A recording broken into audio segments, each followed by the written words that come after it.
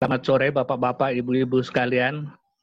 Pertama-tama izinkan saya mengucapkan Alhamdulillahirrabbilalamin atas kesempatan yang diberikan untuk masuk bersama-sama dengan teman di kanal ini.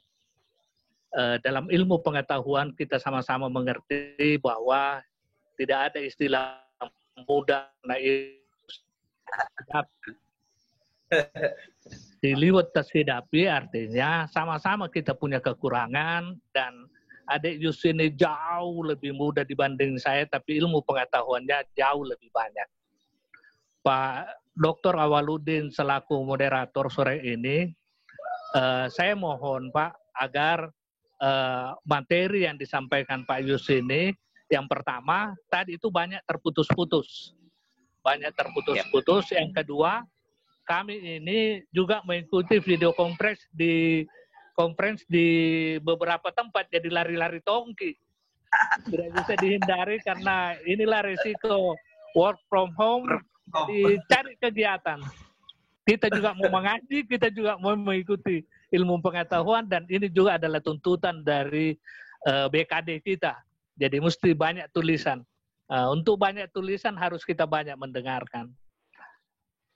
Adinda Yus yang saya hormati, Dr. Yusriyadi MSI, saya punya tulisan itu banyak sekali ditolak. Banyak tomat patah hati, banyak tomat direject, banyak sekali.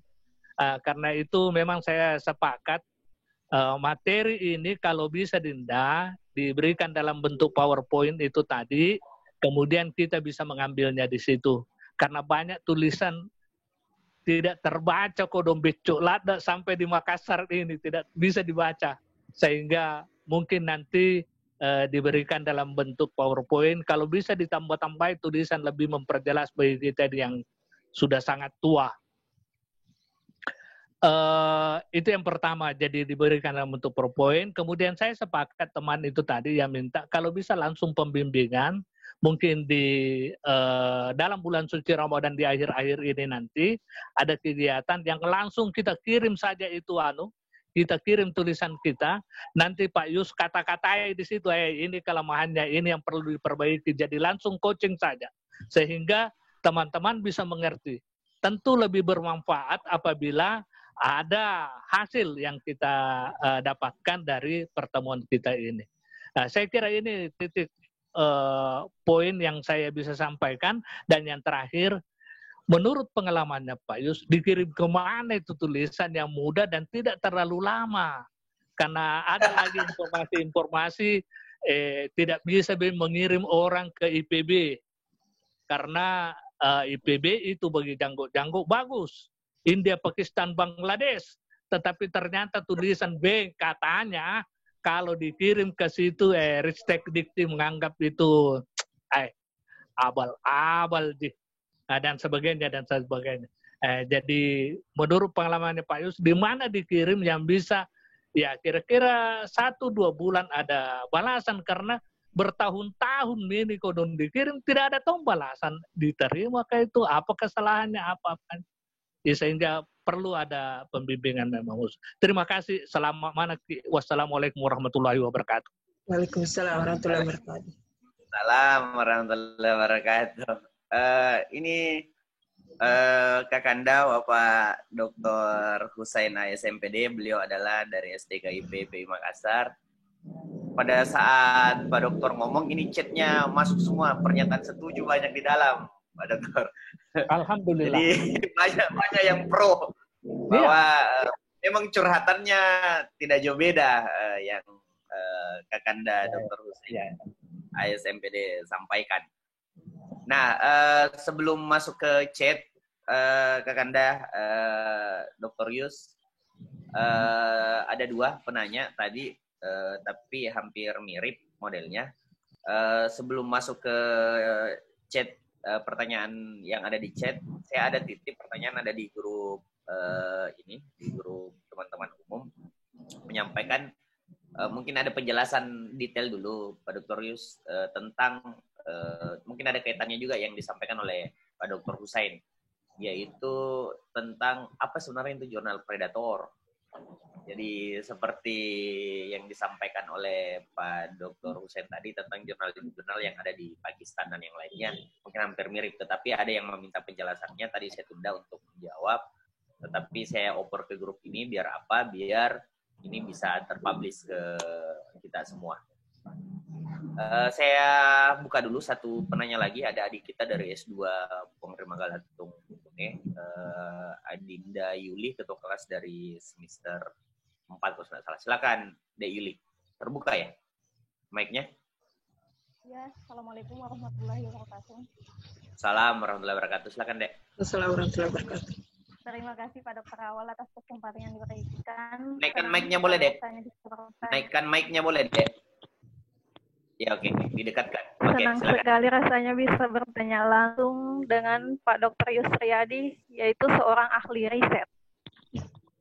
Tadi sudah dijelaskan mengenai title, abstract, introduction, method, result, discussion, conclusion, dan reference.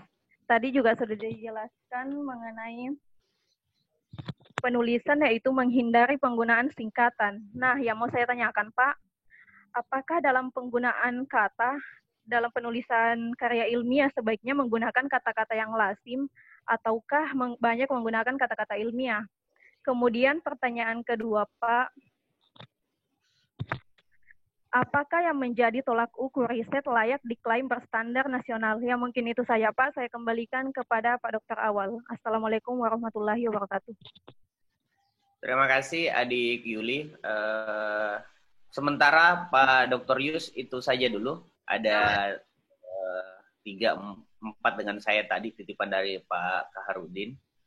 Pertanyaan dan dari teman Silakan Kakanda Dr. Yusriyadi.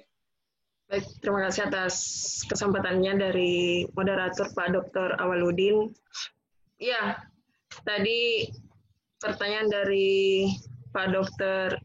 Andi Abu Bakar dengan Pak Dr. Husain tentang coaching klinik itu, insya Allah lah, semoga saya bisa membagi ilmu. Mungkin nanti lewat admin atau Pak Dokter Awal bisa dikirim dulu tulisannya sebelum misalnya disubmit. Kita cari dulu tulisan ini lebih tepat dikirim di mana. Kita sesuaikan dulu dengan tulisannya. Mungkin kurang lebih 1 minggu kita lakukan misalnya revisi tulisan. Setelah itu kita cari tempat. Sama tadi pertanyaannya Pak Dr. Husain, sebenarnya yang mana dikatakan jurnal predator. Saya sempat juga pertanyakan itu hari waktu ikut pelatihannya dikti yang kurang lebih 1 minggu, di mana pematerinya merupakan tim dari dikti untuk lanjut ke guru besar. Seperti Prof. Indah, Prof. Husain, kemudian Prof. Sutikno. Sebenarnya dikti dia tidak mengenal yang namanya jurnal predator. Setiap tulisan yang kita publish itu pasti dikti akan memberikan poin. Cuma poinnya itu apakah diluluskan sebagai syarat khusus untuk menjadi guru besar atau tidak, itu persoalannya kan. Karena salah satu syarat untuk menjadi guru besar ya ada Scopus bereputasi. Tapi kalau misalnya Bapak Ibu sudah terlanjur kirim ke jurnal yang dikatakan tanda kutip predator, itu tetap ada poinnya. Walaupun misalnya kita mengirim ke jurnal predator, karena ada teman juga di Universitas Ikraburu, dia pengusulan guru besar, dia kirim ke jurnal yang tanda kutip dikatakan sebagai jurnal predator, tapi karena tulisannya berbobot, dikti juga tetap memberikan poin terhadap tulisan itu. Walaupun misalnya kita juga mengirim ke salah satu jurnal bereputasi dan diterima accepted, tapi kalau tulisannya dikti menganggap bahwa ini bukan tulisan yang berkualitas, makanya itu pada saat seseorang pengusulan guru besar, ini pengalaman teman-teman, dikti terkadang meminta riwayat emailnya. pada saat tulisan itu dikirim. Karena pada saat dikti meminta itu berarti dikti ragu terhadap tulisan kita, kok tulisan ini bisa tembus di jurnal bereputasi, ternyata tulisannya tidak di bawah standar. Jadi intinya kembali tadi yang seperti saya jelaskan, kembali ke tulisan kita. Ya, seperti tadi yang dikatakan bahwa India juga atau Pakistan, saya kira saya tidak setuju terkait itu. Ada beberapa publisher yang nakal memang yang seperti yang ada di India. Saya terkadang juga mengirim untuk membantu teman-teman yang ingin sekadar dari asisten ahli ke lektor, atau lektor ke lektor kepala, bukan guru besar. Ya, tanpa ada proses revisi, nunggu 1 bulan terbit, atau nunggu 2 bulan terbit, tapi tetap ada poin. Tapi ada juga salah satu publisher di India misalnya, dia proses revisinya bahkan terkadang juga tulisan kita ditolak. Artinya kembali lagi Pak, kalau kita ingin mengirim suatu tulisan, tidak ingin dicap sebagai jurnal predator, ada ketik saja di Google list predatory journal yang merupakan penelitian dari Bill dan ada. Tapi itu tidak menjadi acuan dikti yang digunakan untuk pengusulan guru besar. Dikti kembali lagi melihat kualitas tulisan kita. Tapi kalau sudah nembus kuis 1 misalnya, itu mungkin sudah auto guru besar. Cuma kalau kita ilmu sosial, seperti yang disampaikan oleh Prof. Indah, salah satu tim Pak dari Dikti, bagi orang ilmu sosial itu, kui 3 itu sudah sangat luar biasa. Beda dengan orang eksat, betul ya, orang eksat memang mudah nembus kuis 1 karena ilmunya ilmu yang pasti. Kalau kita ilmu sosial, kui 3 saja itu sudah luar biasa. Jadi, dan Dikti mengetahui hal itu, artinya dia lihat bidang ilmunya juga seseorang. Dan insya Allah ke depannya, insya Allah seperti tadi yang diusulkan oleh Bapak Dr. Andi Abu Bakar dengan Pak Dr. Husain, ada coaching klinik. Insya Allah saya akan meluangkan waktu. Kemudian beralih lagi tadi pertanyaannya kepada adik kita, Yuli. Apalagi pertanyaannya? Sorry, saya lupa catat, J. Penulisan, tunggu saya buka Yuli. Tata penulisan, kalau tidak salah. Ya silakan diulang, Dek, Yuli. Tentang penulisan, Pak. Kan tadi dijelaskan menghindari penggunaan singkatan. Nah, yang penggunaan kata sebaiknya menggunakan kata-kata yang lazim ataukah justru banyak menggunakan kata-kata ilmiah? Itu yang pertanyaan pertama, Pak. Siap. Saya ada pengalaman kolaborasi dengan Universitas Hasanuddin. Kebetulan beliau dosen Sospol. Kita pernah melakukan riset di Toraja. Rata-rata ternyata orang sosiologi itu paling sering menggunakan bahasa-bahasa kearifan lokal. Ya, kalau di dalam penulisan untuk taraf internasional, yang penulisan lokal ini otomatis kan orang luar negeri tidak tahu kan, taruh ada, taruh gau misalnya. Makanya sebelum kita kirim tulisan itu, wajib bagi seorang penulis itu melihat dulu author guideline-nya, pedoman penulisan jurnal tersebut. Misalnya kalau kita menggunakan bahasa yang bukan bahasa umum, biasanya sama penulisan skripsi tesis ditulis miring. Dulunya kan kalau kita menulis skripsi, bahasa Inggris itu ya tulis miring kan. Kalau bahasa Bugis misalnya kayak di Toraja itu, yang baru-baru tulisan saya diterima dengan dosen salah satu di UNAS, nembus Q3, karena banyak menggunakan bahasa lokal, sampai-sampai Grammarly pusing. Saya menggunakan dalam kurung bahasa Bugisnya, tapi tetap berusaha mentranslate-nya ke bahasa Inggris supaya mereka paham. Jadi tidak justru orang luar negeri itu paling senang menerima tulisan orang-orang Indonesia jika hal itu menyangkut budaya yang ada di Indonesia atau menyangkut suatu hal yang baru. Seperti misalnya salah satu dosen saya dulu waktu pelatihan, dia cuma menulis tentang tsunami yang ada di Palu, itu kurang lebih 1 bulan tulisannya terbit dan nembus Elsevier Q1. Jadi paling bagus menulis itu hal yang baru seperti sekarang tentang COVID-19, itu peluang besar tulisan kita bisa diterima. Bahkan beredar di sosial media, ada yang mengirim ke Elsevier Q1 bahas tentang COVID, tidak ada revisi, langsung diterima. Karena itu hal yang sangat baru dan sangat bermanfaat buat umat manusia pada hari ini. Jadi salah satu triknya juga ya, cari apa yang hal baru yang ada di wilayah kita misalnya. Itu salah satu trik. Kemudian pertanyaan keduanya. Pertanyaan kedua tadi, Pak, apakah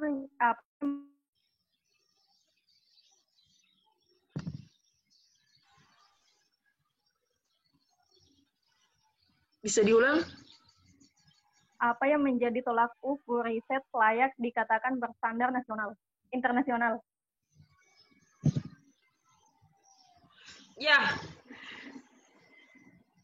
seperti tadi yang saya jelaskan, bahwa tulisan kita itu bisa dikatakan bertaraf internasional kalau data-data yang kita gunakan merupakan data-data jurnal yang terbit di tingkat internasional. Walaupun sebenarnya tidak semua mutlak datanya harus menggunakan data-data jurnal internasional, tapi salah satu poin bagi editor itu atau reviewer itu karena namanya jurnal internasional, ya harus ada pembanding yang membedakan tulisan kita ini misalnya di Indonesia dengan negara-negara lain. Mungkin itu salah satu pencirinya sehingga bisa memudahkan tulisan kita diterima oleh editor dan kurang revisi oleh reviewer. Terkadang juga ada editor yang menyuruh kita siapakah reviewer yang akan dipilih terkait tulisannya. Karena begini, di luar negeri itu reviewer itu dianggap sebagai teman sejawat karena mereka yang akan mengajari kita bagaimana tulisan ini lebih baik. Jadi kita jangan menganggap reviewer itu sebagai penghambat terbitnya tulisan kita. Karena mereka merevisi agar tulisan kita ini bagaimana lebih baiknya. Jadikanlah reviewer itu sebagai seorang teman, bahwa dia yang akan membantu kita bagaimana tulisan ini bisa lebih baik dari sebelumnya. Jadi ya saya juga dulu awalnya menganggap reviewer itu musuh kan, karena setiap saya kirim ditolak atau ada revisinya, ternyata hampir seluruh tulisan disuruh revisi. Jadi ya saya kira itu berbagi pengalaman. Baik, terima kasih Kak Yus. Selanjutnya Kak Yus bisa kita sama-sama buka di chat. Pak Dr. Yus, kelihatan di chatnya Pak Dr. Yus? Siap. Kita mulai dari, wait, saya cek dulu.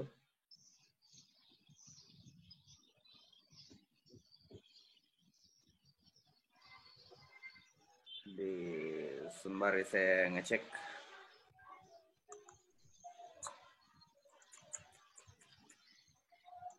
Di sini ada Suhartina R. Suhartina R itu adalah Ibu Dr. Suhartina, SPD MHum dari Universitas Muslim Maros. Ada pertanyaannya sepertinya bertingkat, ada di 0412 Kayus, dan yang kedua ada di 0431. Itu dulu. Terus yang kedua, ya, Ibu Rahmawati A, yang ditulisan itu adalah Ibu, wait, saya lihat, Ibu Dr. Rahmawati Asis, SKM MSI dari STIK Tamalate Makassar. Yang Rahmati A, terus selanjutnya dari Sri Mulyani, Unibos Sri Mulyani itu adalah Ibu Dr.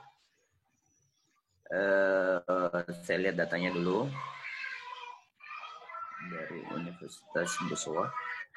Ibu Dr. Insinyur Sri Mulyani MM dari Unibos. Dan yang terakhir ada Bapak Samsu Alam ini Darmawan, hampir lengkap namanya, dari dosen STKIP Muhammadiyah Sorong, kalau tidak salah. Sorong. Ya, itu mungkin silakan Kanda, Pak Dr. Yus. Ya. Saya dulu berusaha menjawab dari Bu Dr. Suhartina. Yang di sini masuk cuma 0431. Beliau mengatakan masih lanjut, apakah kalau tidak ada pernyataan rejected dari jurnal tersebut bisa dialihkan ke jurnal lain, dan kalau sudah terbit. Ada ini Kak Yus, saya copy ulang yang di 0431 ini barusan yang saya chat. Pertanyaan saya adalah, ini dari Bu Dr. Suhartina, sudah nyetor 3,7. Ada yang baru saya chat yang paling terakhir, 0449. Oke. Itu pertanyaan dari ada jurnal V2 sudah 1 tahun lalu Bapak submit dengan membayar submission fee karena tidak terbit. Ya, terima kasih atas pertanyaannya Bu Dokter. Ada jurnal V2 sudah 1 tahun lalu Bapak submit dengan membayar submission fee sekitar 3,7 juta, sampai sekarang tidak terbit. Kalau di email, jawabannya cuma selalu reviewed, tidak ditolak juga. Jadi bagaimana caranya menandai jurnal abal-abal? Ya, seperti tadi, saya kira sudah banyak di Google, kita tinggal ketik list predatory journal, pasti akan muncul. Di list predatory journal itu akan terdaftar semua daftar jurnal yang dikategorikan sebagai predatory journal. Terkadang memang juga ada publisher itu submitnya itu enggak free, dia berbayar. Saya juga belum pernah ada pengalaman mengirim salah satu tulisan yang submitnya itu berbayar. Kelemahannya itu ya itu tadi, kalau misalnya tulisan kita di-reject atau ditolak, dana kita sudah keluar, karena membayar biaya submit tidak ada juga jaminan bahwa tulisan kita auto diterima. Jadi saya belum pernah ada pengalaman. Kayak misalnya juga, seperti yang disampaikan dulu oleh pemateri saya, kayak misalnya kita mengirim tulisan ke Elsevier itu kita harus tanda tangan dulu suatu kontrak.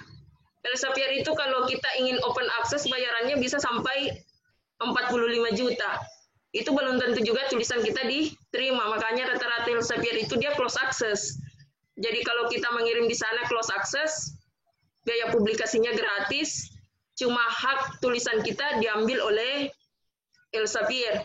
Jadi kalau kasusnya begini, sudah dibayar, sudah kurang lebih 2 tahun, tidak ada jawaban, mungkin bagusnya kita email lagi ke editor, kita tanyakan bahwa kenapa sampai sekarang tidak ada.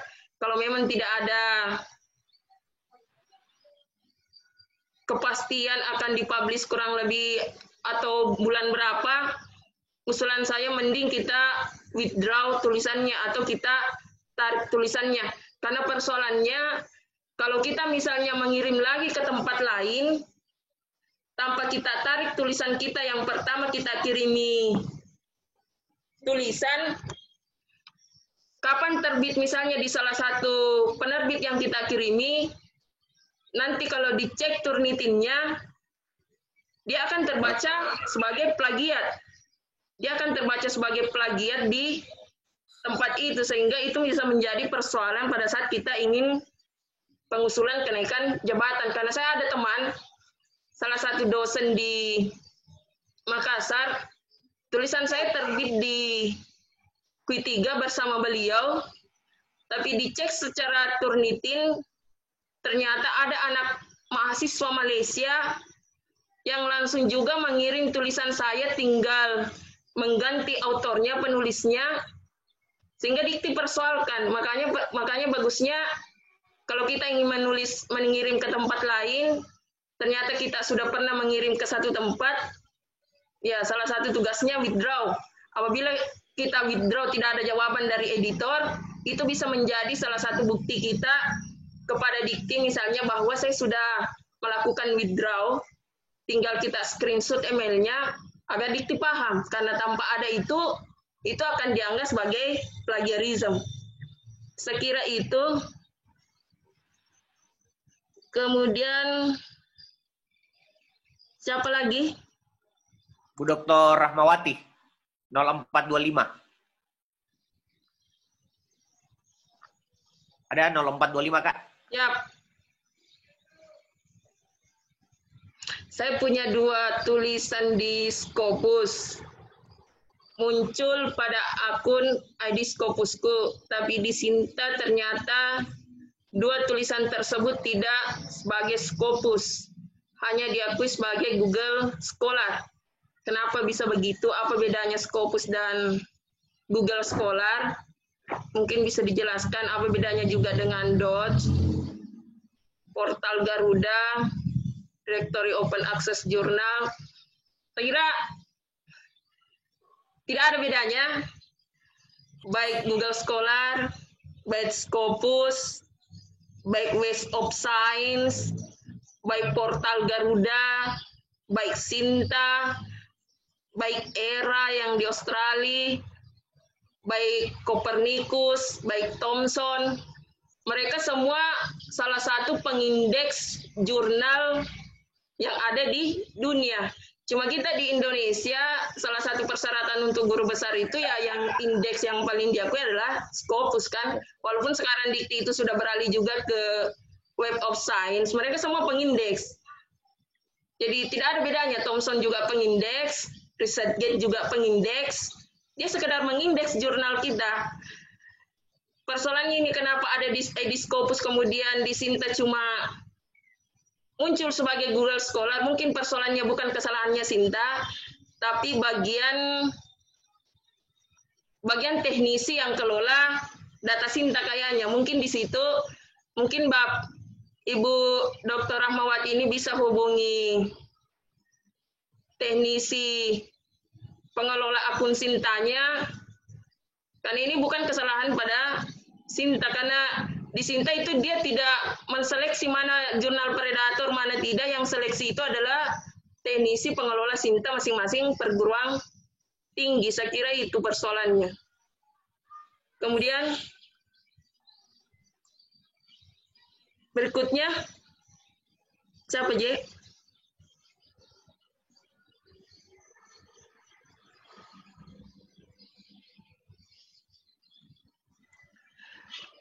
Ya, pertanyaan juga dari Bu Dr. Sri Mulyani dari Unibos.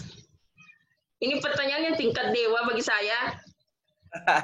Mohon petunjuk apa persyaratan manuskrip jurnal supaya jurnal kita bisa masuk di Scopus Q1. Ilmu saya belum sampai untuk nembus Q1. Iya, kecuali kalau dosen saya seperti Prof. Haidar, di beliau ada salah satu tulisan yang nembus Q1, jadi saya tidak bisa memberikan sedikit tips karena memang belum ada tulisan saya yang sampai nembus Q1. Seperti tadi yang saya jelaskan, kalau kita ilmu sosial itu seperti yang pernah dijelaskan oleh Prof. Indah, Q3 itu sudah luar biasa karena beliau pernah tembus Q1 itu, ini menurut pengalaman beliau, saya juga sampaikan di sini, dia nembus Q1 itu kurang lebih, khusus untuk ilmu sosial, kurang lebih 5 tahun.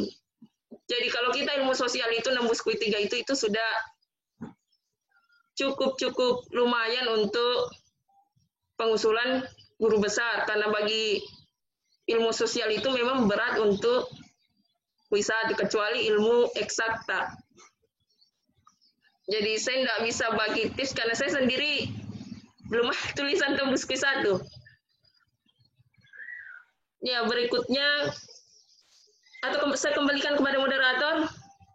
Lanjut aja, Kak. Di Lanjut aja, Kak. Sudah kayaknya yang Samsul Darmawan ini, Adinda dari STKB Muhammadiyah Sorong ini, sepertinya sudah terjawab tadi ya, bahwa terkait dengan submit di beberapa tempat. Siap. Atau masih ada? Saya kembalikan pada Pak Dr. Awal selaku moderator. Baik, Kak. Itu saja mungkin beberapa pertanyaan saya close. Sekarang kita sudah menunjukkan waktu di 16.58. Kita sudah 2 jam bersama kegiatan ini. Kita mulai tadi di jam 3 atau 15.00 dan kita break sekitar 15 menit. Saya lagi komunikasi dengan Ibu Ketua Sekolah Tinggi Ilmu Administrasi Puang Rima Galatung, Ibu Dr. Haji Andi Cahaya, untuk bisa memberikan sedikit catatan untuk kita di kegiatan pada kali ini. Namun beliau sepertinya tergabung juga di video conference yang lain, seperti yang layaknya dilakukan oleh Pak Kakanda Dr. Husain. Nanti ada beberapa catatan, salah satunya mohon izin Kakanda Pak Dr. Yus untuk materinya, memungkinkan untuk diberikan ke grup panitia. Ada beberapa yang mungkin meminta. Selanjutnya kegiatan ini juga kami rekam melalui Zoom ini, tetapi akan menjadi dokumen panitia dan nanti atas izin dari pemateri untuk kami bisa share atau apa yang mungkin ada yang terlambat masuk di awal-awalnya tadi. Itu mungkin yang ingin kami sampaikan. Selanjutnya Bapak Ibu yang bergabung di sini ada beberapa dosen yang juga ingin melakukan kegiatan yang sama. Ini adalah pelatihan untuk dasar penulisan artikel. Kenapa? Karena di standar 9 itu diminta untuk kita lebih banyak publikasi dari mahasiswa, bukan dari dosennya. Jadi berapa jumlah mahasiswa kita, berapa mahasiswa yang sudah mempublikasi di beberapa jurnal. Jadi mahasiswa sekarang sudah diminta untuk menulis di jurnal nasional, jurnal internasional, maupun di jurnal lainnya. Nah, untuk mahasiswa yang bergabung di sini, mahasiswa pasca sarjana, nanti tugasnya adalah membuat salah satu jurnal untuk apa?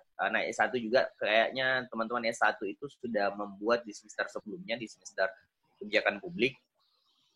Nanti tulisannya dirapikan lagi berdasarkan materi yang sudah disampaikan oleh Kakanda Bapak Dr. Yus di kesempatan kali ini.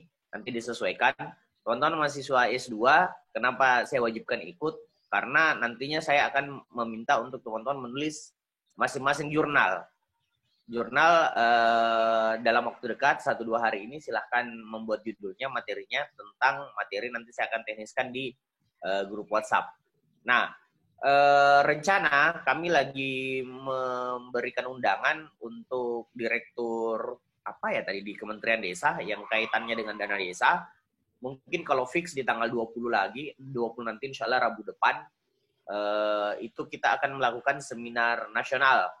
Nah, seminar nasional itu kami lagi melobi, sudah ada satu meng-approve dari Asosiasi Dosen Pengabdian kepada Masyarakat Pusat yang ada di Padang, itu bersedia untuk mensubmit proceeding. Kemungkinan kita akan membuka kegiatan proceeding, jadi ada tulisan Bapak Ibu yang mungkin dianggap layak untuk ditampilkan untuk nambah-nambah tulisan proceeding di Google Scholar. Nanti kita akan coba fasilitasi di kegiatan nantinya. Jadi itu saja mungkin hari ini kami mengucapkan terima kasih sebesar-besarnya kepada Bapak Dr. Yusriadi selaku pemateri narasumber pada kesempatan kali ini. Mana ya saya? Selanjutnya terima kasih juga kami ucapkan kepada Bapak Ibu yang masuk di kategori umum. Kategori umum itu yang telah menyisihkan dana sekitar 50.000 untuk e-sertifikat dan yang sudah mendownload aplikasi di Kolpomin. Nanti ada admin yang akan memfasilitasi grupnya ada, sepertinya yang khusus umum itu ada grupnya kita buatkan dan akan dikomunikasikan untuk cashback 20K-nya di saldo di kawal payment-nya. Saya ucapkan juga terima kasih kepada teman-teman, adik-adik mahasiswa Pasca Sarjana, adik-adik mahasiswa S1 juga yang sempat bergabung. Terkhusus kepada panitia yang sudah menyelenggarakan kegiatan ini, kami ucapkan banyak terima kasih. Kepada Bapak Dr. Andi Abu Bakar dari KASN selaku pembina dari LKPJS ini, kami ucapkan terima kasih banyak, Puang.